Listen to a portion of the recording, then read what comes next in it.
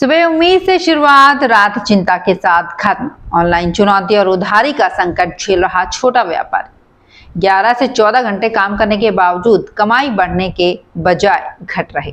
नमस्कार, मैं आमा सोनी और आप देख रहे हैं एसपीटी न्यूज। सुबह दुकान खोलने से लेकर रात को शटर गिराने तक शहर का छोटा व्यापारी सिर्फ सामान नहीं बेचता, बल्कि हर दिन उम्मीद, चिंता और जोखिम के बीच कारोबार करता है। बदलते बाजार, ऑनलाइन प्रतिस्पर्धा, बढ़ते खर्च और घटती बिक्री के बीच वो किसी न किसी तरह अपना वजूद बचाए हुए है। रोजाना 11 से 14 घंटे काम करने के बावजूद अपेक्षित कमाई नहीं होने से छोटे व्यापारी चिंतित हैं।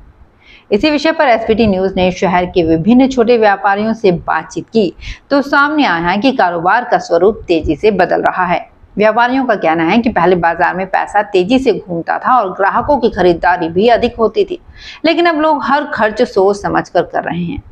महंगाई और आर्थिक अनिश्चितता के कारण उपभोक्ताओं की प्राथमिकताएं बदल गई है।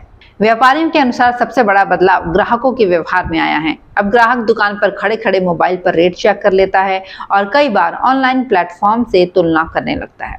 इससे स्थानीय व्यापारी कम मार्जिन पर सामान बेचने पर मजबूर हो जाते हैं।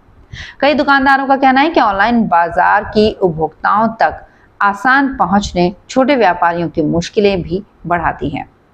वहीं उधारी को लेकर भी व्यापारियों की चिंता कम नहीं है। पहले महीनों की उधारी सामान्य मानी जाती थी और भुगतान समय पर हो जाता था, लेकिन अब विश्वास घटता जा रहा है, जिससे कई मामलों में रकम अटकने का डर भी बना रहता है।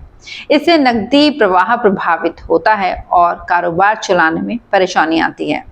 इमिटेशन ज्वेलरी के सचिव राधेश्याम बंगा का कहना है कि पिछले एक दशक से व्यापार काफी बदल गया है। ऑनलाइन मार्केटिंग से बाजार में प्रतिस्पर्धा बढ़ी है।